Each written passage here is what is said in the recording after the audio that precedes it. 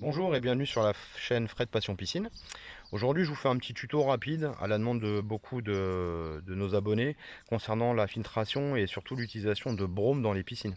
Le brome ou le chlore. Alors moi aujourd'hui, je suis encore au chlore, chlore 5 actions, avec les avantages et les inconvénients. Alors effectivement, un chlore mal dosé, vous allez avoir une effluve au niveau du bassin et ça va sentir fort le chlore.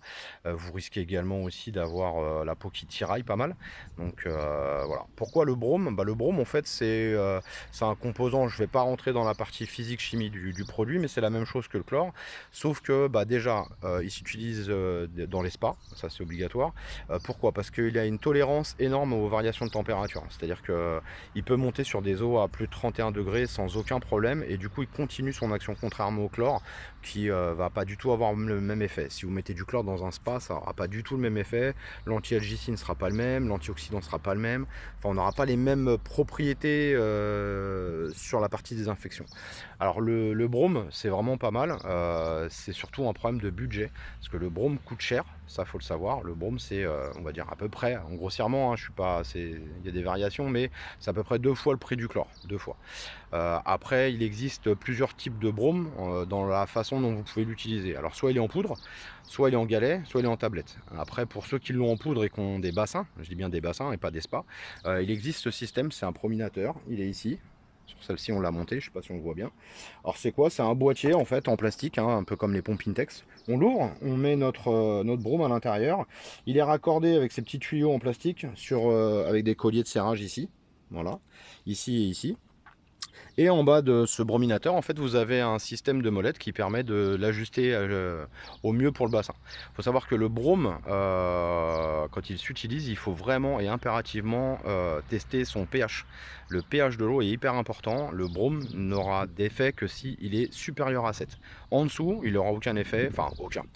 C'est un grand mot, mais il ne sera pas actif comme il se doit, entre guillemets, un peu comme pour le chlore.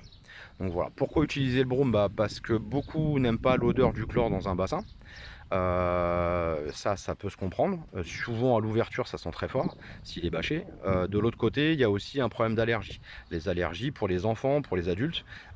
Si vous dosez mal votre chlore, le brome, lui, a un peu moins d'incidence puisque du coup, il va pas dessécher la peau. Il sera pas allergique pour les enfants. Enfin, il y aura pas de problème d'allergie au niveau de la peau. Donc voilà. Que vous dire de plus sur le brome? Voilà, son prix, hein, comme je vous ai dit, son prix est plus conséquent que le chlore.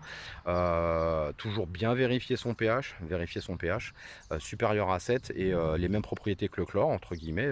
Il va être antioxydant, anti-algues, il n'y a aucun souci. C'est un système de filtration qui est éprouvé. Moi ici, là, je suis en famille au Portugal, et par exemple au Portugal, je sais que le brome c'est un peu une galère à trouver parce que c'est pas trop leur système de filtration.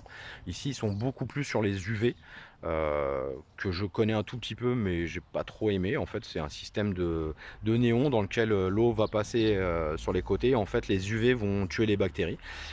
Alors ici, avec les variations de température comme on a aujourd'hui en France, et ici aussi il fait beau, on a tendance avec le réchauffement climatique quand même à avoir une température supérieure à ce qu'on avait avant. Et aujourd'hui, c'est vrai que le brome là pour le Portugal c'est pas mal. Par contre, le prix c'est un prix très élevé ici, ça demande quand même pas mal de contrôle sur le pH. Comme je vous ai dit, il faut impérativement venir et bien regarder le pH pour qu'il soit actif, donc supérieur à 7. Voilà, écoutez, j'espère que je vous aurai éclairé un petit peu plus sur l'histoire du brome. Encore merci à tous et à toutes pour me suivre sur cette chaîne. Comme je vous ai dit, je suis pas professionnel, je suis un amateur, mais j'adore ça, et du coup on en fait deux trois. Voilà, je file des coups de main aux amis, aux potes sur leur conception de piscine et sur leur installation. Je vous souhaite à tous et à toutes de bonnes vacances, profitez bien. Encore attention je me répète à chaque fois, mais je vous le dis, attention aux noyades. Ne laissez pas votre bassin sans surveillance, attention aux enfants. Voilà, virez vos échelles, faites attention, ça va tellement vite, et profitez bien. Allez, bisous, ciao ciao.